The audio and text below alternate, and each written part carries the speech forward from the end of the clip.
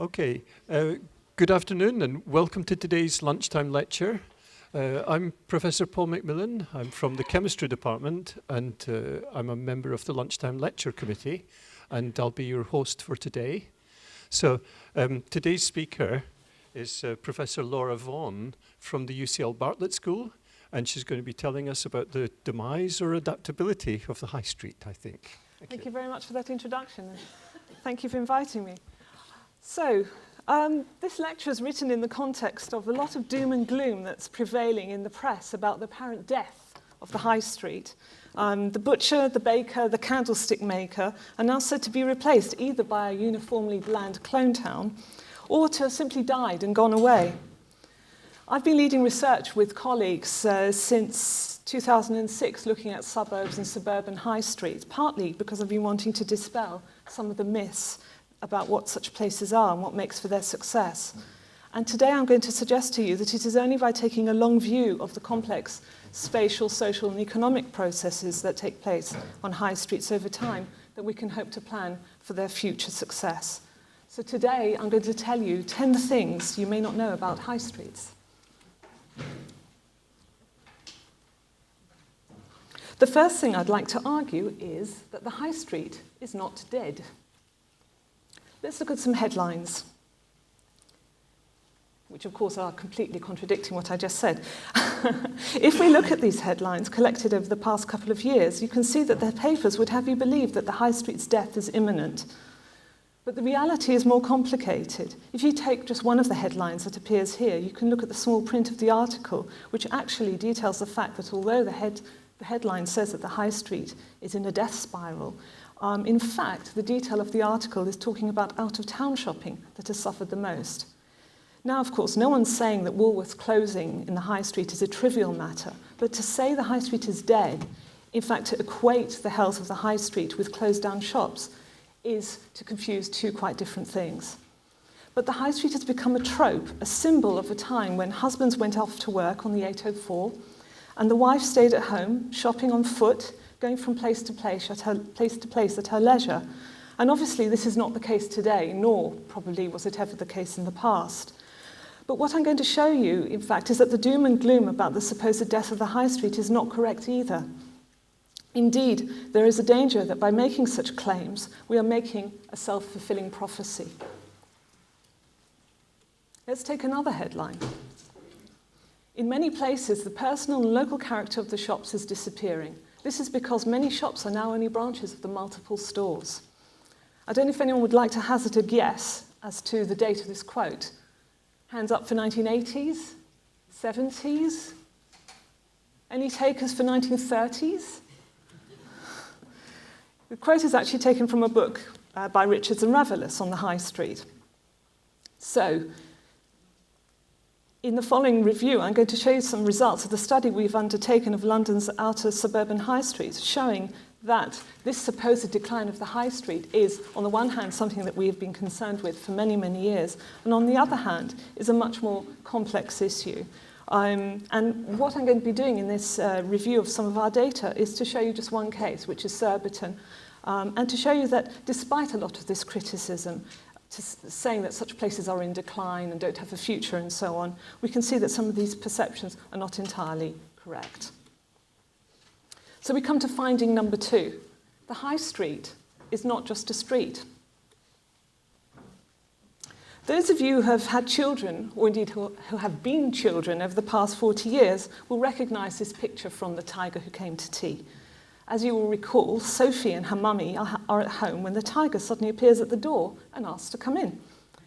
Having emptied the house of all the food and all the drink, including all the water in the tap, Daddy comes home and decides that they all have to go out to the local cafe to have their evening meal. And they do so, as you can see in the picture, on foot. So the importance of the high street being within walkable reach from home is not something to be overlooked. Nowadays, when we talk about a nighttime economy, this is after all taking place in the early evening, we talk about a nighttime economy, we envisage clubs and pubs, town centre sorts of things. But done well, small-scale high streets such as these will have their own early evening activity, which means that people walking home from the station can run small errands, perhaps go out again for a meal or to the local theatre or indeed to visit friends. confident that the streets will be lively enough that they will be comfortable in doing so. Because they're accessible, people will use them. So we come to point number 3. The high street means different things to different people. I'm going to show you some slides from some of the cases across our in fact, 26 case studies that we looked at in the first Suburbs project. Now, you have to bear in mind that the planner or the architect's view of the high street, I'm an architect by training, that the planner or the architect's view of high streets tends to focus on the central high-volume activities, the shops and the offices and the transport links, and to overlook the fact that the people using high streets will have varied perspectives on how the place fits into their own daily lives. If we take a child's view of the high street, this is a sketch drawn by one respondent to our ethnographic study of Surbiton. She drew, as she was describing what she was drawing, she mentioned where her home was, the playground, the nursery, and 2 shops of particular importance to her.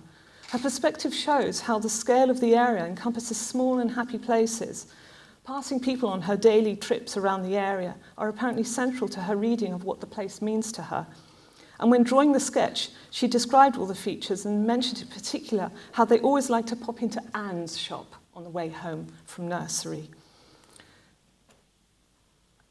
This sketch, done by one of our adult informants, together with the others that we have collected, point to the fact that the relationship between the centre and the hinterland, or the high street, and the residential area that lies behind it is much more complicated than a neat map would suggest. The adult example shows the river and only a few key and frequently used rather than busy or connected roads, which are dotted with frequent or memorable landmarks. It shows the train as an exit, indicating that in this case, the informant thinks of their surroundings as a zone around their home. So the high street itself might be on the edge of someone's life world because their own daily journey from wherever to wherever else comes from a particular direction. And it, of course, goes without saying that none of the sketches we've collected have got a north on them. So the important point to note is that the high street, when it works well, forms part of people's everyday lives, whether they're going to the local hairdressers, en route to commute out of the area, part of a celebratory parade, as we saw in one of the earlier photographs, or actually coming in there because they're coming into work. The point is that the high street does and should not need to serve a single purpose. Where it works best is by being knitted into the wider movement network and serving several purposes at once. So we come to my next point. The high street relies on the accessibility of its hinterland. Here we have an image taken from one of our cases in North London, Chipping Barnet. Lying behind the high street are small business premises and workshops, which means that the people using the area aren't just its local inhabitants, but include also people working and visiting the area. In addition to the network of pathways from the residential areas through to the high street itself, and I'm just zooming into one little section so you can see, you have a steady state of people walking around the area just in an ordinary mid-weekday moment. So the network of pathways from the residential areas through to the high street itself means that even on the quietest day, the cumulative effect of people coming in to use it on a daily basis, to work, to travel to their commute, to run an errand, to visit a business, or indeed to pass the time of day, makes it vital both economically and socially. And we know this as we did a detailed study of people using 3 of our cases and surveyed over 200 people, actually slightly under 200 people, a significant number of whom were travelling on foot to carry out many activities additional to shopping, as we can see in the following graph. And it's evident from our research that the high street success is dependent on connectivity on foot as well as other means of transport, and that in many cases, in fact the majority of cases, people are carrying out more than one activity. These may be relatively small scale and not central activities, but cumulatively they create a presence within the centre. So we come to my next point, which is that the high street is not singular. Places like the Latino market of Ward's Corner in Seven Sisters or Walworth Road in South London, illustrated here, show that many successful high streets contain a high level of ethnic diversity, whether in their business ownership or the people using them, or both. As Susie Hall from the LSE has shown, Places such as these have a vitality and economic durability, which is based on the coexistence of street spaces that are, quote, sufficiently small to allow for a level of self-determination. At the same time, the small scale of the buildings and the flexibility of land use classes, which don't fit neatly, by the way, into standard business class uses, means that newcomers to the area have, over years, been able to start up new businesses in a relatively low-risk environment.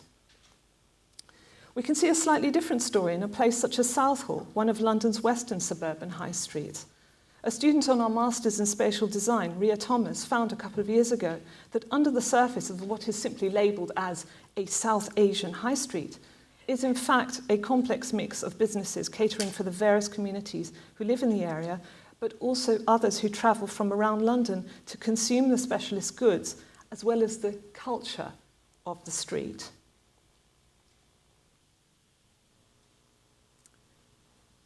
The next point is the high street is not just about retail. Our research shows that the focus on shops, or the closure of the shops, is overlooking the essential fact that most successful high streets are vital components of people's everyday lives. We can also show that they have a degree of mixing of uses, even in the smallest of the cases that we've been studying.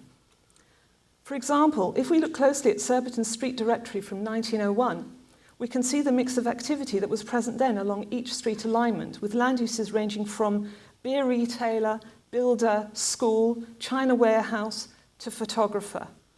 And although the balance shifts, there's still a mixing of uses, even in the most recent survey, which we conducted just last year. The next sequence of slides shows the mapping that we've done of the street directories from 3 historical periods, as well as the street survey of the contemporary period. So we literally went through each line in the business directory and mapped that entry to its location on the street, and then classified what was taking place in that building. And we can see as we move through time in this animation, the shifting in the number as well as the size of properties located within and around the centre. This is the case throughout from 1910 to 1960, by which time you can see almost a full circuit of non-domestic land uses taking place, well beyond what you would traditionally call the high street, until we get to the current day survey. And we can also quantify this mix. If we take all of the land uses within the same geographic area and compare them over time, we can see 2 very interesting facts. The presence of retail, that's the section coloured in yellow, although important, is never the dominant land use within the area. The distribution of land uses changes over time as well. So whilst in the past, and in fact until most recent times, industrial, or if you like, production, still had a significant presence in the high street, today it has shrunk down in its prominence, and what has taken its place in many cases is food and drink outlets. They've actually also taken over the proportion of retail. And therefore, you can also try and look under the surface of this a bit further. So what we can do, as we've done in this next slide, is we've drilled down to the full 26 land use classes that one can use within the standard classification system. And we can indeed see a definite shifting pattern. What we have here, just to explain, we've got from 1880, 1910, 1960 and 2013, each and every address within the same area over time. And one of the most noticeable things in this case is that this colour here, this yellowish orange over here, which is a combination of production and retail, shrinks down almost to nothing, as I was saying just earlier. Now here's an interesting thing. While we have many fewer, say, what would have fitted into that category, tailors, which combined retail with the small-scale manufacturing in a workshop behind, and that would have typically been the case 100 years ago, there are actually new sorts of businesses emerging that mirror in many ways what was happening then, namely a combination of functions which allow the business owner to diversify within their own single commercial unit. And it is, I say this as an aside, this is exactly the sort of thing that we struggle in policy to handle, because it's messy. It doesn't fit into a nice, neat category.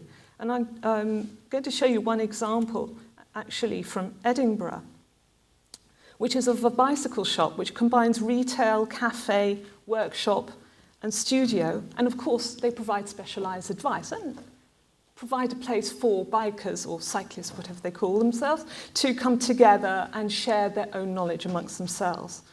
Now, this signifies a rise that is a more general phenomenon in small-scale craft as the flip side to the growth of mass production and uniformly bland national chains, which is what we typically are worried about when we're not worried about the shops closing. And it's no surprise to find that this Edinburgh-based shop has a thriving website. And another trend that we see, this adding value trend, is where people take a mass-produced object and then make it specialized for the individual. And it isn't necessarily a William Morris-like romantic response to industrialization by crafting things by hand, but instead it's a rather clever taking advantage, we think, of the local and the internet at the same time by adding that value, by saying, here's something that is unique to you.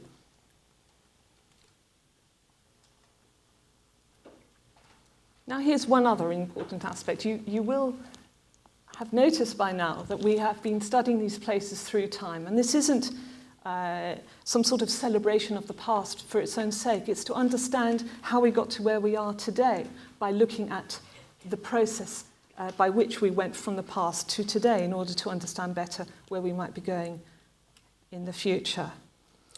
And one interesting aspect of land use diversity is that you can also start to examine the character of land uses underlying our detailed but still quite bland classifications.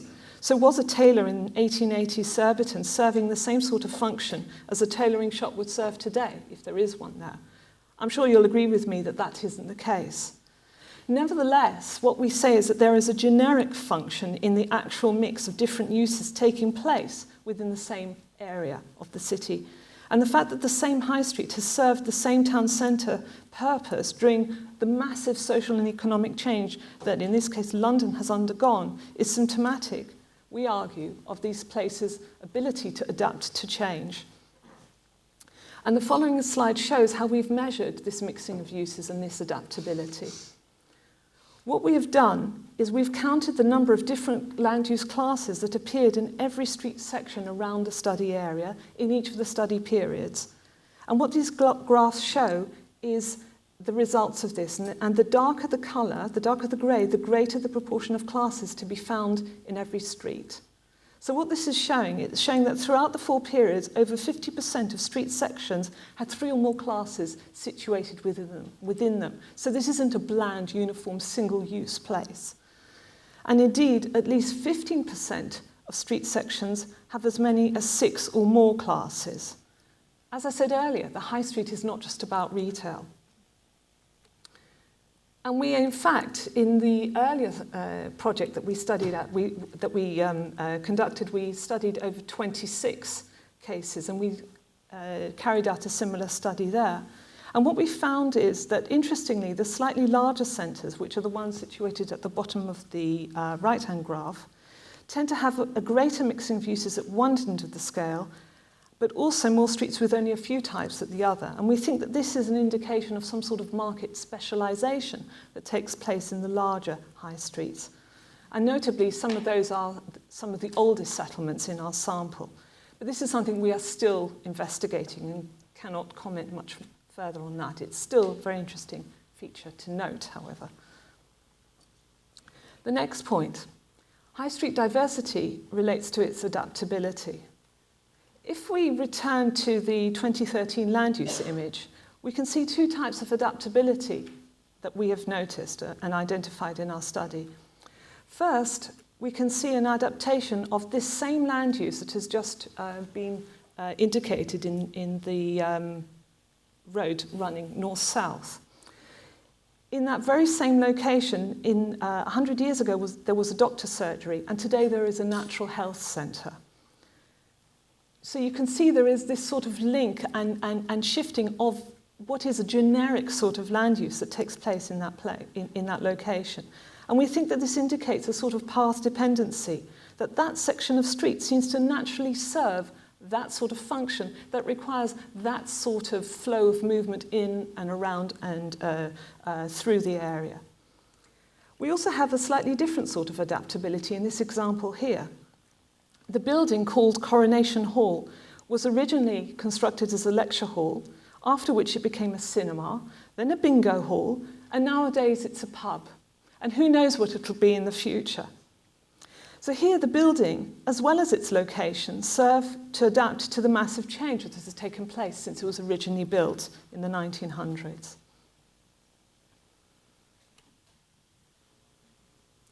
Point 9. The high street generates movement at different scales. Where does this adaptability come from? My own research area, space syntax, argues that it is the actual structure of the street network which gives rise to this adaptability. And if we take London's street network all the way out to the M25 orbital road and analyse its mathematical pattern of accessibility using space syntax methods, we can then colour it up in a range from red to most accessible to blue for least accessible to represent the numbers that are underlying this analysis. And it isn't a coincidence to find that Oxford Street comes out as the reddest on the map, along with many of London's main shopping streets. Now, this isn't because the shops are there. After all, the model doesn't actually know that the shops are located there. All the model is measuring is how directly connected is each street to all other streets within the model. And the reason that it is so good at predicting where the shops are is because the mathematical model can predict movement flows following the logic of natural movement. Natural movement is a theory that our research suggests takes place, which is that if people move from everywhere to everywhere else throughout the system by the simplest routes, then some streets would naturally get more movement through them than others. And indeed, we've shown this to be a consistent pattern statistically across a wide range of cities around the world, i.e., where the colours are warmer, you will find more people moving through them, all things being equal before you start to take account of all of the other land uses. Now, if we just zoom into this southwest corner of the map, we come back to our area and subject of inquiry. Space syntax analysis allows us to examine how the spatial structures have persisted through time. So here, for example, we can look at city-wide integration analysis, which reveals the streets around the outer edge of southwest London as being vital to the city-wide network, even though they are out there on the edge. So these are routes that are connected into the overarching London-wide network. And the same goes for when we use a measure which we call choice, which is very similar to mathematical betweenness, which reveals us that the streets around the outer edge of southwest London are also vital to the citywide network, picking out both large-scale networks but also the major retail centres within the area. But the routes also skirt our town centre and high street streets themselves. And the same applies when we shrink our mode of analysis down and only take account of streets within an 800-metre distance. And what we can see here is this highlights how the streets in and around the town centre are particularly important for local trips. But we bear in mind also that they're important for these wider scale trips at the same time. So what this sequence of slides shows, and this finding repeats itself throughout our 20 cases, what this sequence of slides has shown is that the relatively local high streets serve a role both for local trips and connect onwards to the wider, even the city-wide and out of London's street network. And it also shows that high streets are complex pieces of urban infrastructure, not an economic abstraction, but actual spatially complex entities that can be measured and, of course, analysed. And I mentioned time, didn't I? And I didn't show you any temporal maps, which is what I'm going to do in my last point. My last point is that the success of high streets is bound up in how they connect onwards, and that these connections are the outcome of how London itself has been shaped and continues to be shaped by a long-term process of street network growth and adaptation over time. So let's go back to the map of Surbiton. This is a map of Surbiton from circa 1820. And if you go back to a map as early as this, you can see some faint signs of what was to become the town centre of Surbiton. Kingston, of course, is a much older settlement and was present on the map there. Interestingly enough, you can see that a settlement called Surbiton back in 1820 was situated at a crossroads to the north of today's High Street, which is down here. It is only with the coming of the railway in the 1830s that construction started to take place in this more southerly location. And you can see the outcome of that if you start to map the space syntax analysis of the place as it developed over time. And here we can see that over the past 135 years, the street and pathway network around Surbiton shaped and adapted to the way the place itself grew. So although originally it was a semi-rural area and it had loci of settlement, those same loci of settlement are still recognisable today when we look at the pattern of accessibility in the street network in 2013.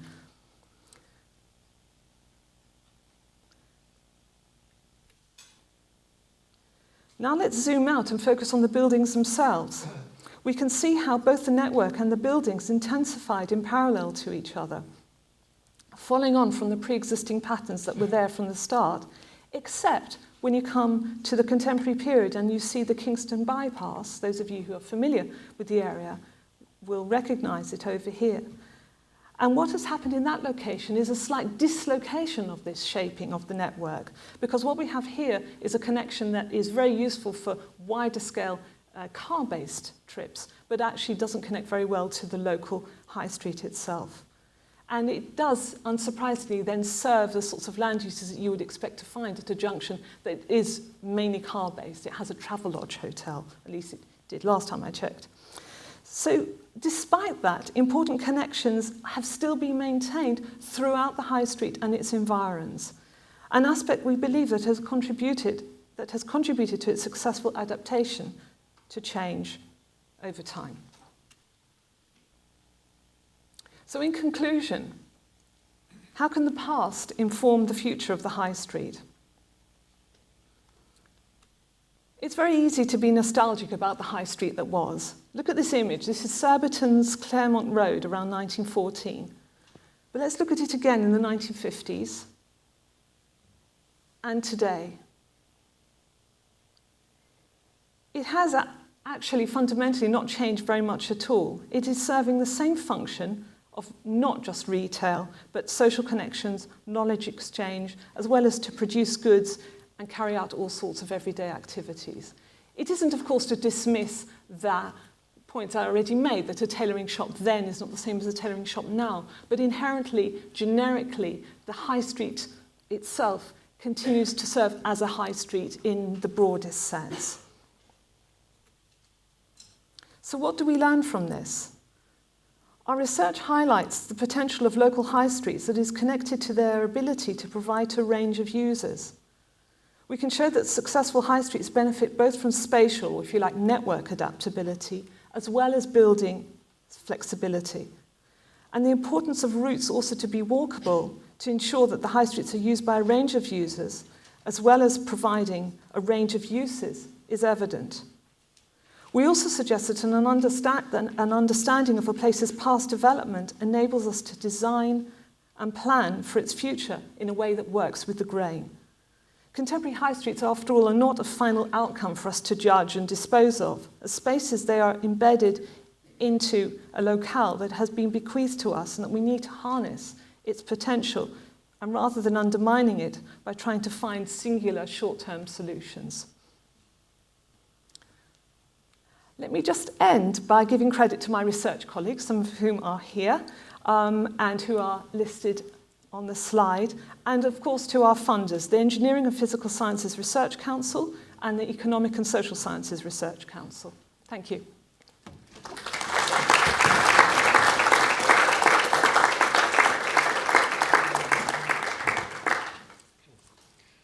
Thank you, Laura. So we have time for some questions, if anyone would like to begin. Could you wait for the microphone, please? Thank you. Hello. I agree with what you say. I'm just thinking of my local high street, Kentish Town High Street, how much more attractive that high street is than Camden or Belsize Park area for the very reasons you've stated.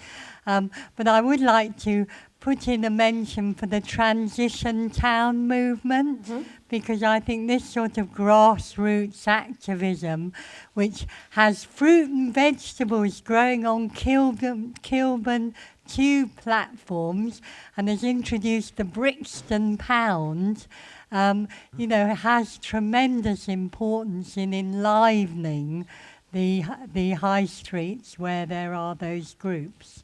I couldn't agree with you more, and our research team is familiar with those initiatives. Kentish Town, of course, is a very interesting example that back in the 60s was used as an example of non-plan, as a place that if you did nothing with it, it just sort of adapted itself to the change that was taking place. So it's interesting that's one of the examples that you cite.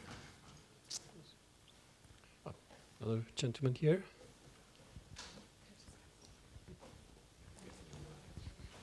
Tom Cohen, UCL Transport Institute, and rather predictably I have a couple of transport questions. One relates to the nature of the high streets that you've looked at, some of which I imagine will be busy conduits for traffic, others less so, and I wonder whether that sheds any light on how the high streets develop and function. The second thing relates to something which you mentioned in passing, which was this idea of out-of-town shopping centres killing off the high street, and whether your work allowed you to look at the degree of competition that prevailed in these various locations, whether a given place such as Surbiton was fighting a place that was much more accessible by car. Okay, so we'll take the whether or not they're important transport routes as well. I'm quite convinced that is an aspect that has to be taken account of, and in some instances, when they are particularly busy transport routes, that can serve to start to create problems in the high street. And in fact, I'm just starting a new project with colleagues who are around here today, where we're looking at something called that we term community severance or street busyness, where if the street becomes too much of a route from somewhere to somewhere else, that the traffic itself starts to serve as a barrier to people using the high street realm itself. So to answer your broader question, yes, I'm quite sure that that's an aspect, and I'm quite sure that one of the things that can start to make these places struggle will be transport initiatives that perhaps aren't taking account of what's happening at that lower scale on the ground and should be considered. And your other question about out-of-town shopping, we didn't particularly go out to quantify to what extent places such as our case studies were in competition with or were struggling with. But it is obviously something one is aware of. And I think one also almost has to say these are two different entities. A high street is much more than a place just for shopping. And of course, shopping centres start to become places where people travel specially to enjoy, if that's what you like doing, to enjoy the whole event of the shopping, way beyond just the shopping itself. But they are two quite different entities, and I think that so long as we understand places such as these as being much more than about shopping, and we start to consider them in a much wider area. We in our project distinguish between the live and the active centre. So we said we have to take account of all of the land uses that take place around the high street in order to fully understand what's allowing it to survive. And it's the fact that there are people walking through and along and doing all sorts of things that we can show from our evidence has allowed them to sustain. And it's something singularly different from a very specialised out-of-town shopping centre, which may very well serve a purpose. Although it'd be interesting to see in the future as petrol becomes more expensive whether that'll still be the case. We have a lady here.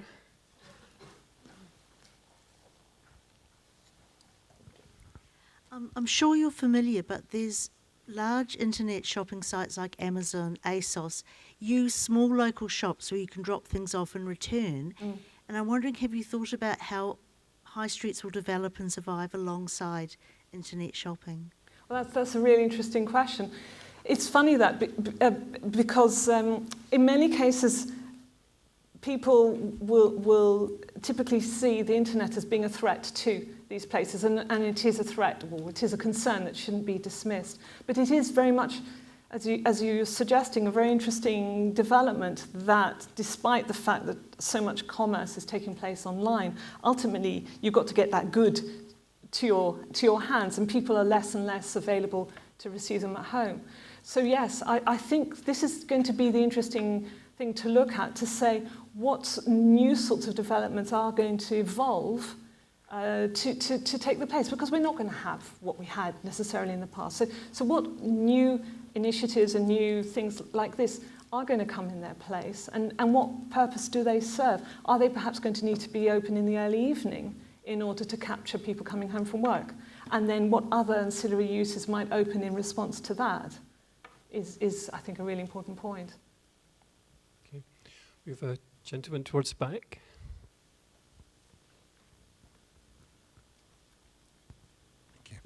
I wonder if you could comment on the significance and changing nature of residential uses in the high street over the years. Can you be more specific? What, the fact that there is more residential? The amount of residential in the high street has presumably changed dramatically, flowed up and down. And I've been interested in your thoughts on the importance of that to the vitality of a high street and the implications it may have for other high street uses as it has changed over time. These are all interesting questions. It's an interesting point.